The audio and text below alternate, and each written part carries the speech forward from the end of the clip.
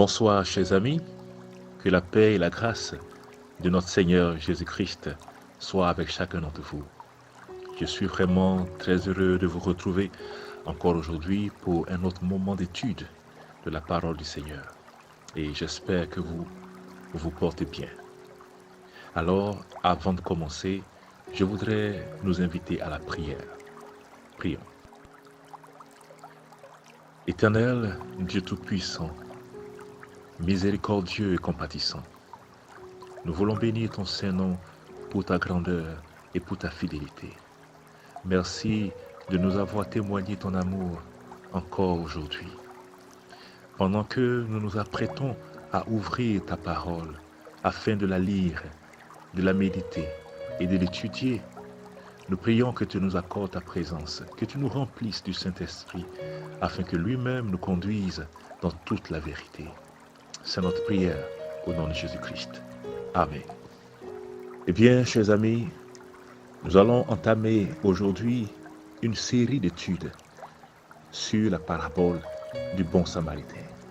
Cette fameuse parabole, l'une des plus célèbres que Jésus-Christ ait racontée. Elle a inspiré tant de prédicateurs, tant de producteurs de films de cinéma et des écrivains. Et je crois qu'en parler aujourd'hui ou à l'étudier, ce n'est pas de trop. Bien au contraire, c'est encore retourner au pied du maître, celui dont la connaissance ne peut tarir, afin d'apprendre à ses pieds. Alors aujourd'hui, nous allons nous familiariser avec cette parabole, revoir le texte, le contexte et l'histoire. Et pour cela, je voudrais vous inviter à ouvrir la parole de Dieu avec moi dans le livre de Luc au chapitre 10 et nous allons commencer à partir du verset 25. Un docteur de la loi se leva et dit à Jésus pour l'éprouver: Maître, que dois-je faire pour hériter la vie éternelle? Jésus lui répondit: Qu'est-il écrit dans la loi? Qui lis-tu? Il répondit: Tu aimeras le Seigneur ton Dieu de tout ton cœur, de toute ton âme, de toute ta force et de toute ta pensée, et ton prochain comme toi-même. Tu as bien répondu, lui dit Jésus. Fais cela et tu vivras. Mais lui, voulant se justifier, dit à Jésus: Et qui est mon prochain? Jésus reprit la parole et dit: Un homme descendait de Jérusalem à Jéricho. Il tomba au milieu des brigands qui le dépouillèrent, le chargèrent de coups et s'en allèrent, le laissant à demi-mort. Un sacrificateur qui par hasard descendait par le même chemin, ayant vu cet homme, passa outre.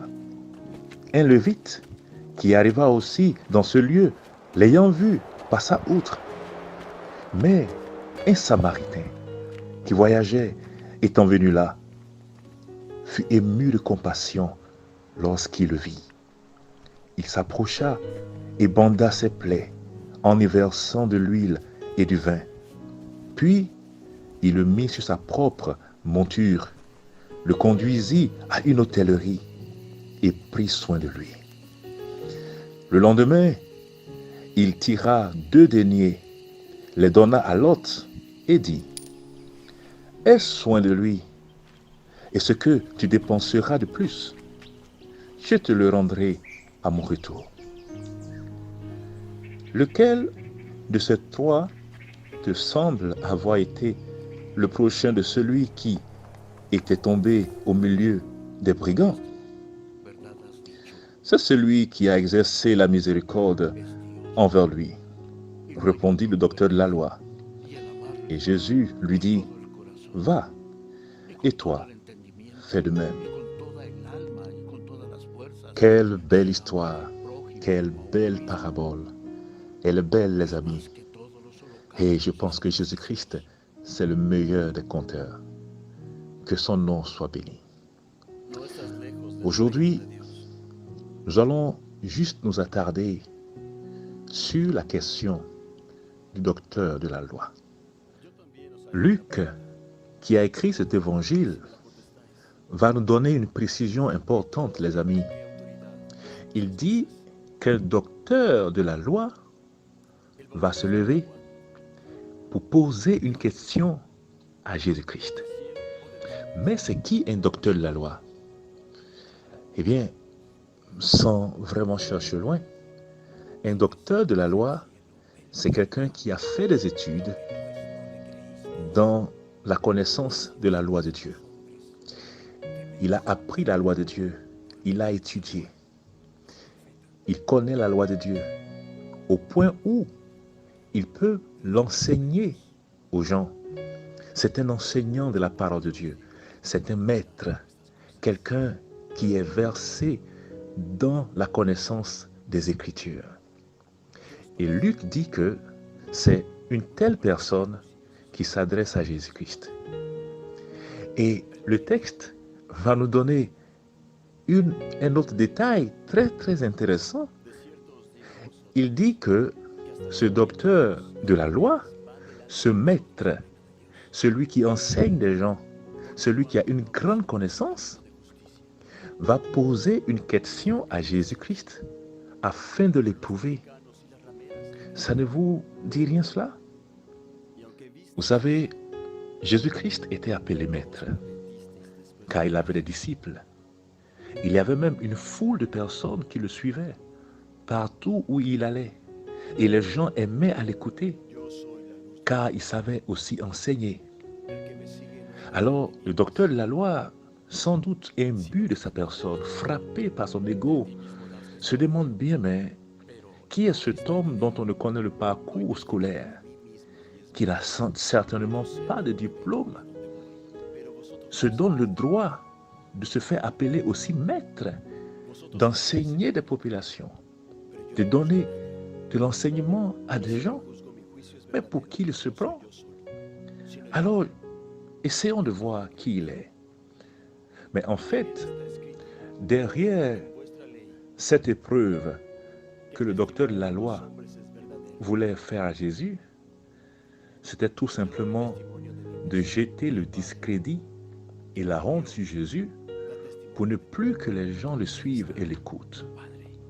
Parce que lui qui est un docteur de la loi et qui enseigne, il se rend compte que ses étudiants ne sont plus à son école. Ils suivent l'autre maître. Alors voici l'occasion, devant toute cette foule de personnes assises, écoutant Jésus-Christ, l'occasion choisie pour que les gens se rendent compte que celui que vous appelez maître, que vous écoutez, que vous suivez partout, il ne sait rien de la loi. Il ne connaît rien de la parole de Dieu. Nous avons appris. Alors Luc dit que le docteur de la loi va poser une question à Jésus pour l'éprouver. Le docteur de la loi ressemble à beaucoup de personnes aujourd'hui qui vont à la Bible pour chercher des erreurs, pour y trouver des failles ou encore des insuffisances, afin de se rire des Saintes Écritures. Eh oui, on en trouve plein. Ils disent que la Bible se contredit. La Bible n'est pas la parole de Dieu, parce que voici ce qui est écrit. Leur intention, lorsqu'ils vont à Christ, lorsqu'ils vont aux Écritures, n'a jamais été dans le sens d'apprendre de l'Écriture ou de Jésus. Mais, comme le docteur de la loi cherchait à briser la carrière de Jésus-Christ, à éloigner les gens de lui pour ne plus qu'il soit écouté, qu'il soit suivi. Or, nous savons très bien que la seule personne qui existe sur cette terre et qui ne voudrait pas que nous écoutions Jésus, c'est le diable. Alors, chers amis, si nous avons l'attitude du docteur de la loi, en cherchant dans la Bible des choses pour la discréditer, ou en allant à Christ pour le discréditer, alors nous nous faisons agents du diable. Non, je ne voudrais pas que nous le soyons. Et lorsque nous lisons la réponse de Jésus-Christ à la question qui lui a été posée par ce docteur de la loi, nous comprenons clairement que Jésus-Christ a su sa réelle intention. Car il pose à Jésus-Christ, « Maître, que dois-je faire pour hériter la vie éternelle ?» Jésus va lui répondre ceci. « Qu'est-il écrit dans la loi? Qui lis-tu? » Voilà, tu enseignes la loi. Tu es maître. On t'écoute, on te suit. Donc c'est une question que tu ne peux pas me poser, puisque tu es censé la connaître, toi qui es docteur de la loi.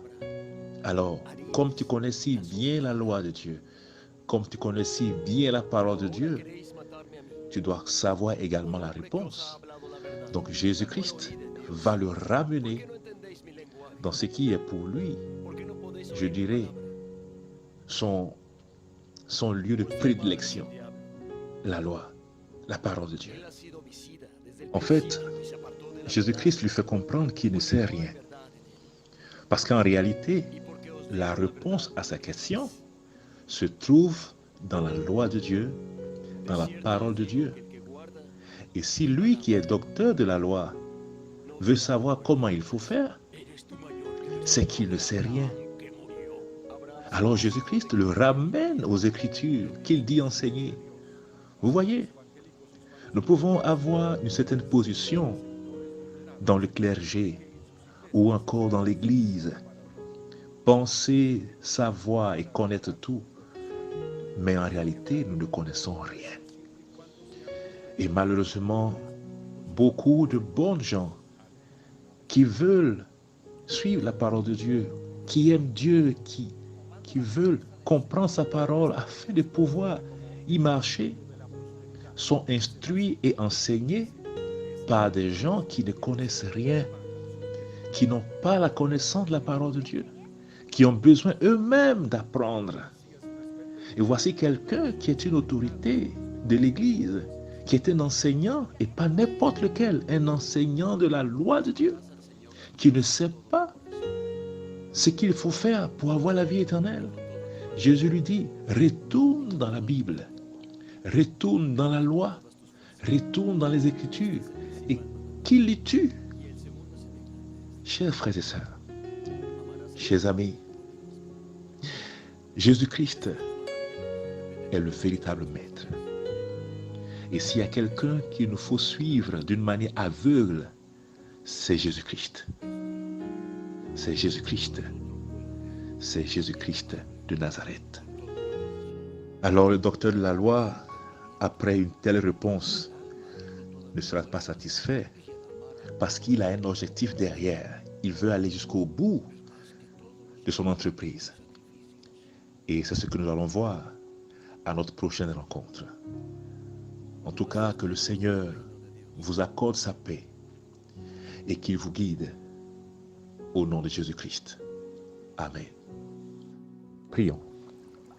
Père éternel, nous voulons te dire merci pour cette étude que tu nous as permis d'avoir aujourd'hui. Je t'en prie, permets que nous puissions continuer à la méditer afin qu'elle nous fasse du bien et qu'elle nous ouvre les yeux. Bénis tes enfants, bénis toutes ces personnes qui suivent et que ta grâce se répande dans leur vie au nom de Jésus-Christ de Nazareth. Amen.